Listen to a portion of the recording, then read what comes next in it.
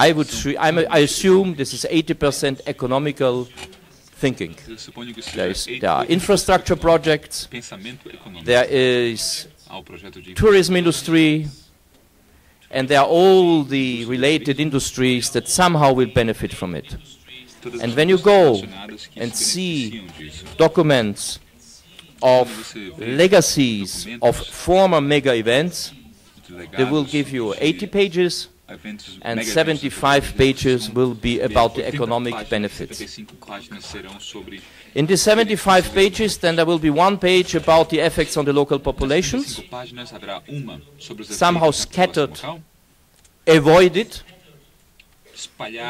something about how the youth has become inspired, and they did balloons, and they did games, some nice social entertaining things around it, and at the end they will say thank you with the flag of the country. Unfortunately, this is the kind of report that you get when a country has organized the mega events. So, that is the economic benefits, and you can measure economic benefits. I came across a study in Germany. Germany is always in Germany they measure everything. Yeah? I mean, the Germans here who came to Brazil are the ones who measure. And they came to the conclusion that the physical education and sporting, call it industry, because in national statistics it's the economy industry, moves every year 100 billion euros. And the major economic provider in that, 67%, is in fact the advertising industry. It's not the salaries of the coaches, it's not the salaries of the footballers, it's not the fees that you pay to the sport club, it is the advertising industry. So the economic benefits of sport for many economic players, they are easy to define. Now, what are the social benefits of sport? And this is very difficult to define. And this is why we have to go back to people in the field to give good practice, to show us what is the impact. And the problem that we will see at the end, and that we will discuss the evidence on the social benefits of sport, is extremely scattered. What we want to achieve through this project, through this paper, through this, call it study, is simply a literature review and take on board different findings that have existed, some statistics on sport, physical activity, call it. It's not the real physical education, it's more physical education on health, the challenge we have in the world because of diabetes and communal diseases, on society at large, especially in cities with violence, social inclusion, how you can improve through sports, certain social issues that are at hand. Don't call it social re-engineering, but you do intervene as someone with a social transformation angle and want through sport to achieve something in society. So these things we try to demonstrate, and we want to demonstrate that not only to the ministers of finance, who are the ones who will say, "Go, I give you a little bit more, I give you 0.2% of 1% of that we allocate to physical education for sport." Okay, fine, because you proved me that you will not only make gold medals, but it might have a certain bearing on the youth in the country. But we also want to be able to show through that down the line, say for instance a mayor of a small town is before the decision to construct a Carrefour supermarket, and they are there standing there with the map and say, look, this will create 40 jobs at least, and all that. Or a gym. And there's nobody standing out there with the map saying, if you construct a gym, you have all these benefits in 40 years. Okay, so we have to prove to this person also that it makes sense to invest in physical education and sport. And finally, down the chain, there is someone who is extremely important, and we just mentioned it. It's the principal of any school. It's the headmaster of the school.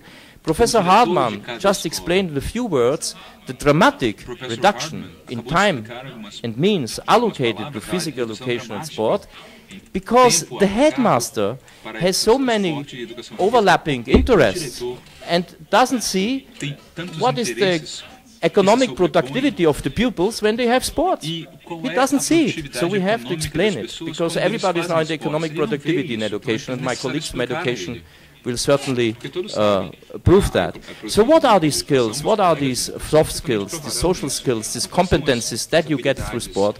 And we have been discussing through two days now, the other days, how we can integrate that into this marvelous project of the Club Escola. So this is a major working that UNESCO is doing, and hopefully we will have success. We do capacity building. Capacity building means you intervene locally somewhere, and that is in fact what our colleagues of the office in Brasilia are now doing with the municipality of Sao Paulo to help shape the project of the Club Escola according to certain objective criteria, standards of objective assessments, so on. So this is the kind of capacity building. And I will show you a few projects where we are working on at headquarters in Paris. And the final one is the ministerial meeting. Why do I mention that? Because everything that is being said in this room is something that in fact cannot change if the ministers in charge of sport don't take a very firm stand on it. And currently, the situation of physical education, the decline that has been just mentioned here in physical education and sport, is something that they have to address through some recommendation, like in Rio +20, you have the governments decide on consensual language on that. They have to address the issue of access to physical education and sport that is not improving. People with disabilities, girls, do not necessarily have more access than ever. So there are many barriers still existent, and especially the people with disabilities and the girls do not necessarily do these with the other members of society. So you always will put the people with disabilities among themselves, the girls among themselves, and never everybody together. And there are many tools how to do that, and there are fantastic things that you know, each one, of good practices, but it's not really in the mainstream. And thereby maybe make some recommendations. The other is exactly on the socio-economic benefits. It is that the ministers should decide together that we have drawn the lesson, we learned the lesson, that physical education and sport does not only exist because of mega events. And in fact, the mega events, as beautiful as they are and as important they are in fact in a certain way distracting from the real needs in the country. And this is something that you're certainly discussing in Brazil very heavily. And this is why we are willing, with UNESCO and with different stakeholders in the country, if we are allowed to do that, to gather those who have been in charge of mega events in the past, have them meet those who are deciding on the mega events in Brazil, and discuss these issues, especially in the lead up to the Olympic Games, because the Olympic Games are a unique chance for the country not to develop the high-level athletes, but a very large understanding of what physical education sport means for the country. So we are not presumptuous to say that we will give you the solution, but maybe UNESCO can be the honest broker to come to an understanding in this country on that, and to separate the economic interests from all the others and to discuss them. But we will see what are the obstacles we have to do that. Okay, and the third one is something that is probably not that important here in Brazil, is that the ministers will have to address the issue of corruption in sport. You might be aware about the impacts of internet betting on especially football, that maybe Brazil is not victim to that, but especially in Europe, this is a huge problem. They are buying football players to falsify the results of the matches, and those who buy them are not next door. These are somewhere in an obscure place on earth where they do have an internet betting industry, and money laundering with mafioso methods of huge amounts. It's about 500 billion a year, some research says. 500 billion circulates through betting, out of which only 15% is really controlled and legal. All the rest is uncontrolled and is a perfect money laundering platform. And those who do launder money buy the football players and falsify the whole thing. Now, this could be left in the realm of the criminal and justice and police. But it has bearing on sport, and very much so, because everything is falsified. So the ministers of sport have to have a saying on that. Okay, so that brings me to another topic later. I will show you I will just shortly speak about 3 capacity building projects. One is with TAFISA, which is a worldwide organization, Sport for All. It's more about sport, physical activity. It's not physical education. These are the ones who do all the physical activity, traditional sports, everything, to have a fit body and a fit mind together.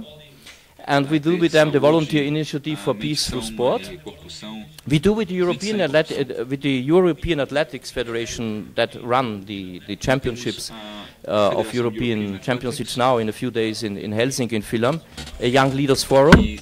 And the last one is the one youth development through football, which is being implemented in Southern Africa. What we do with the Sport for All movement is something in Africa. A little bit what you probably are doing in this project here in the municipality, we are working with them in order to select youth leaders and give them the different skills that you need in order to work through sports in your community. This is not a specific science, but I'm sure that many of the NGOs that are active here in Sao Paulo do that. So we try to give them the best practice examples of how to work it and how to socialize, how to make it sustainability, how to have better health outcomes, and how to create some also economic stability means some income generation. This is a little bit like an NGO would work. And the same thing we do with the European athletics. Now this is much more structured, because there we do have already existing projects run by young people in some 60 countries in Europe. We bring them together. They have been already working on that for 2 or 3 years, and then they share between themselves the good practice and bad examples, and we help them develop these further. And the last one is the most interesting one in the context of the lecture that I was supposed to give here. It's about how through football you can reach out to communities. It is a very large project that is supported by the German Development Corporation, and it covers these countries in Africa. And what they did, and what is probably the thing that we are needing here now in Sao Paulo, is that they this is very, very difficult to read. They set up from the outset, with a lot of money, with the University of Johannesburg, a framework for assessing the whole thing. And they call it the Sport Development and Impact Assessment Tool that was developed by the University of Johannesburg. And what they do want to monitor is the change in the communities over years.